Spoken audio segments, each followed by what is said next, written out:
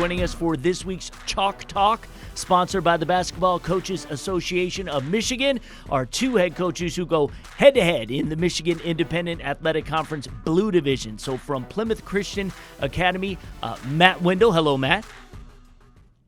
Gentlemen, good to see you. All right, great to have you here. And from Auburn Hills, Oakland Christian, Dennis Hopkins. How are you today, sir? Good. Thank you for asking. All right, fantastic. Well, first off, it's great to have state champs and BCAM back together, and a big reason why is so that we can make our audience aware of the One Team campaign, and that was launched this season by the coaches. And this endeavor is an effort to promote unity among teams, schools, and communities. And when Dan Young sent me a text that said, you two were having a unity game, I said, well, state champs is going to be there. And Matt, I'm going to start with you. Can you talk about the overall idea of this initiative, why it's important, and ultimately how this unity game came together between both you guys? Yeah, I think, when in the discussion with the board of directors and Dan, we're just in a world right now where we're so focused on our differences. And basketball and really sport in general is one of those things that can really bring people together. So why not use this platform that we have and the sport that we love to just generate some positive change and focus on the positive and the things that we enjoy together. So Dennis and I both are heavily involved with BCAM, and whether it would be in person or over the phone, decided to schedule one of our games to be a unity game just to help the cause. So. Fantastic. Well, Coach, Coach Hopkins, this was in your house. Tell us what took place and how it was received. So there were a couple different. First, when we had the national anthem, we were every other. Teams were mixed, coaches were mixed. At the end of the game, an added component that we have is the spiritual side, and so we're able to come together as a group, pray with each other. Nice. The teams battle each other twice a year on the basketball side, and a lot of these guys are playing other sports, so they're battling at other times in the year. So we thought it would be a good idea to have have this as a game where there's just an opportunity to kind of bring the two schools together.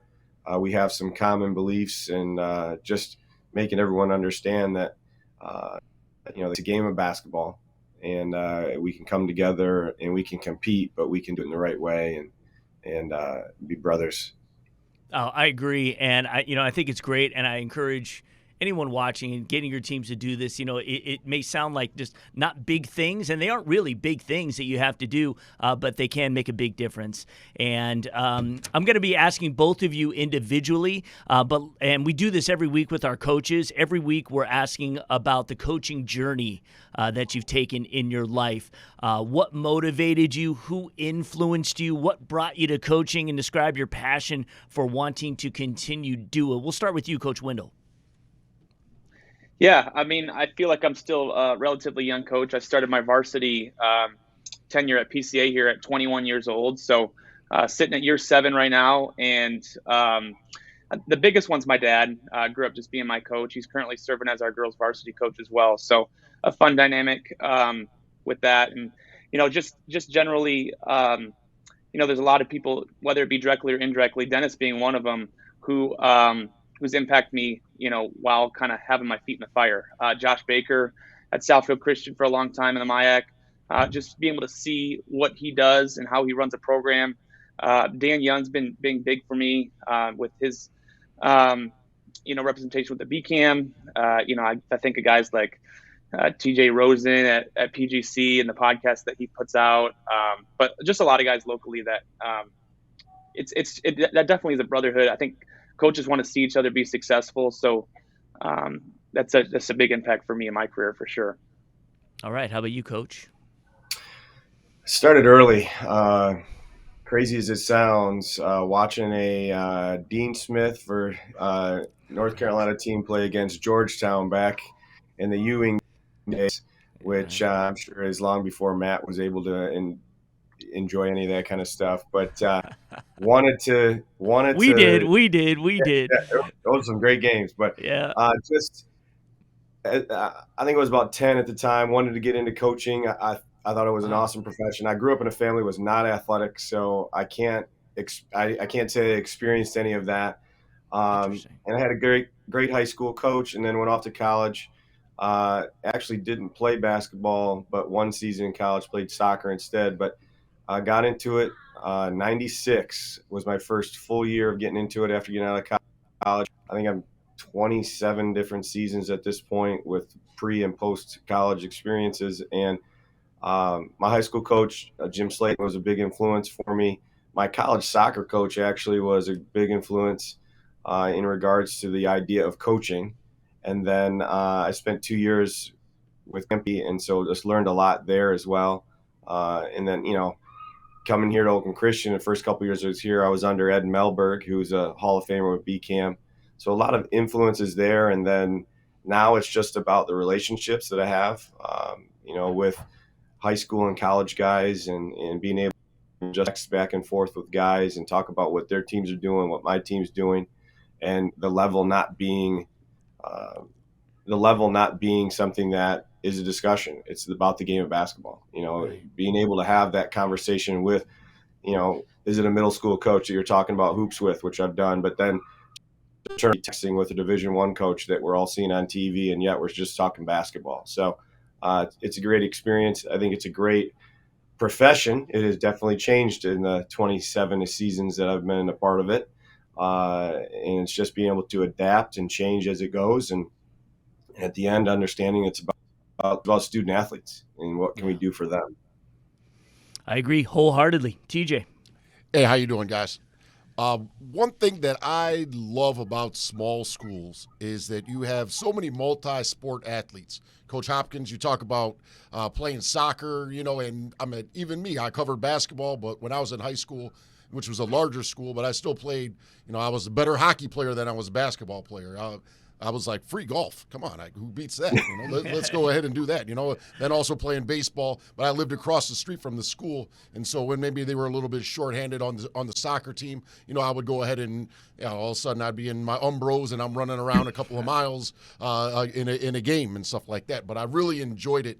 And one thing that I think that playing multi-sports is you bring guys in that maybe wouldn't necessarily play that sport, or you don't have guys that are specialized in sports. And I think that, as you're starting a family and you've got children and stuff like that, let's say they don't want to play basketball. I think it's great that, hey, I played baseball before, I played basketball, I played, multi different sports. So you can lend a hand as far as coaching a little league team, or however far you want to carry on your coaching with your kids. But I think that that's so important, just being a multi-sport athlete. You get to train different muscles when you're watching other sports. It's not like, I don't care about tennis because I never played tennis or anything like that. I think that just seeing people compete and the camaraderie, the brotherhood that goes along with it is so huge. And, at the same time, you get to talk sports, you get to play sports. To me, that was always a dream.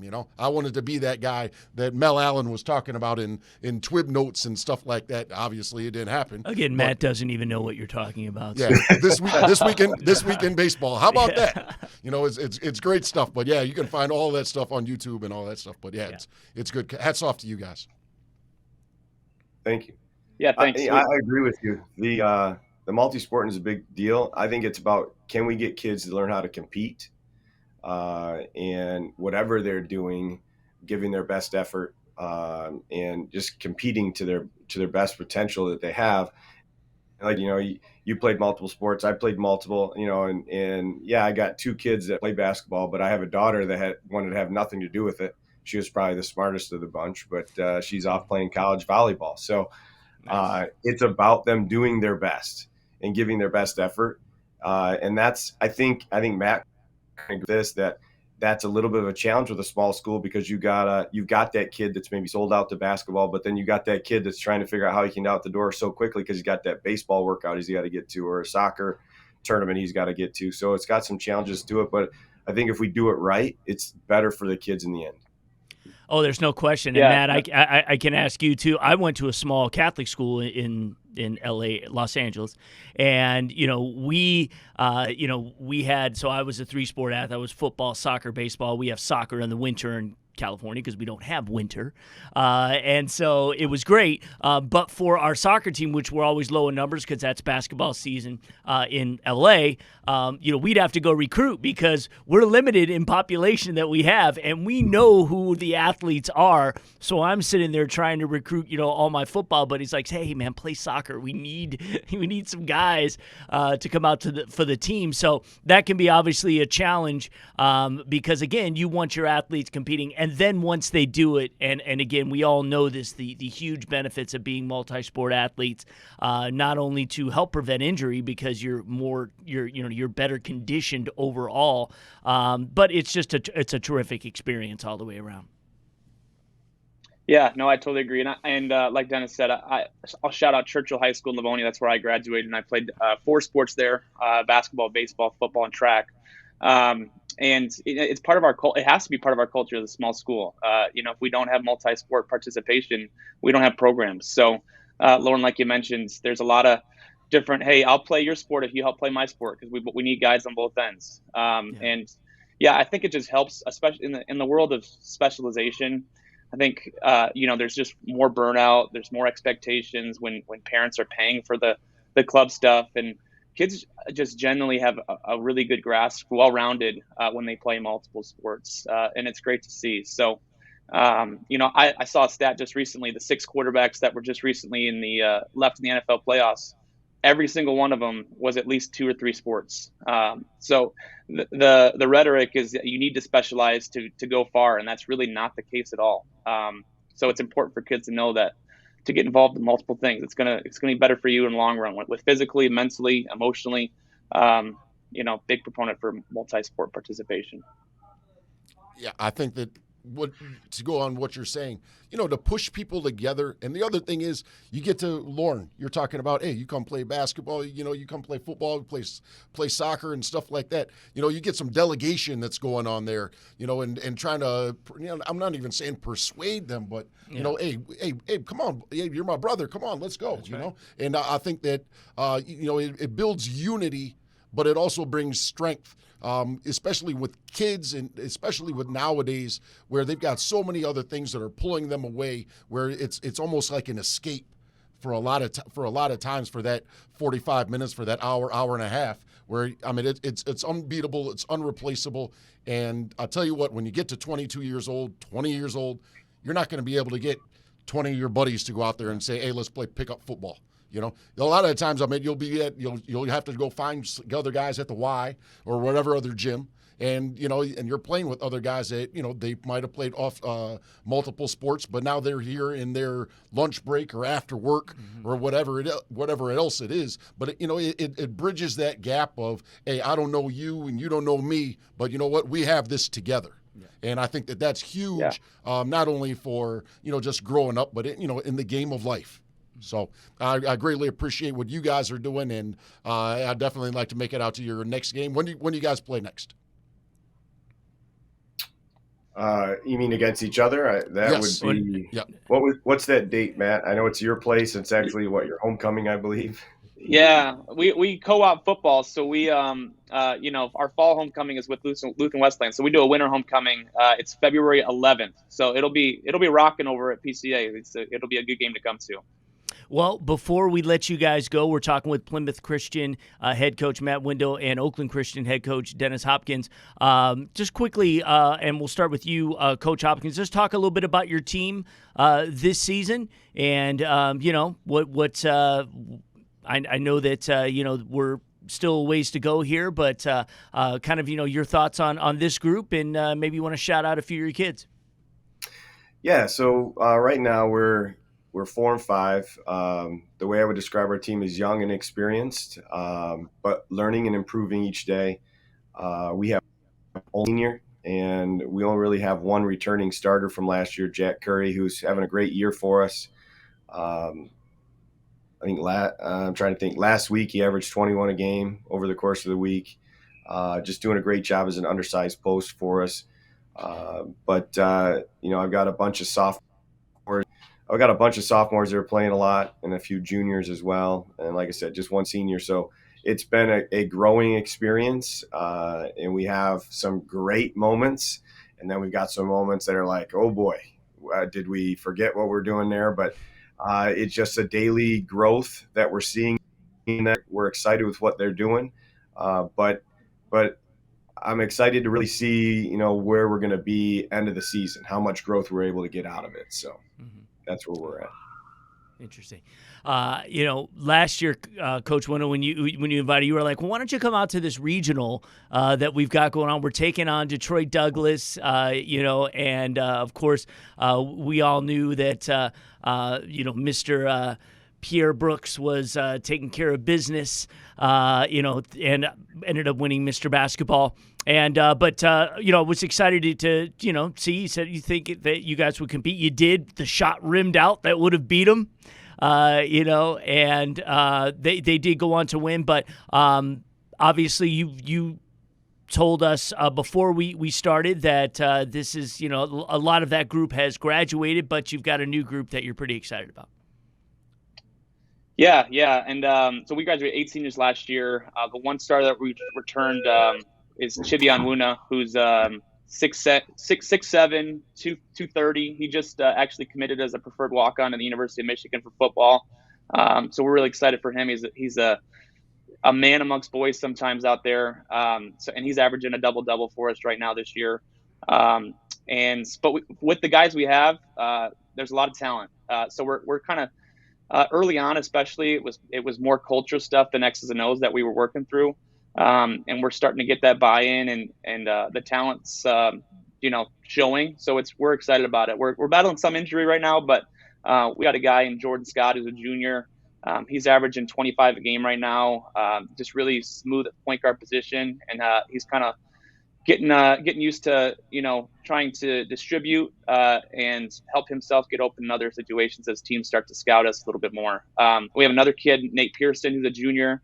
He actually dropped 45 points and tied the school record against Inner City Baptist a couple weeks ago.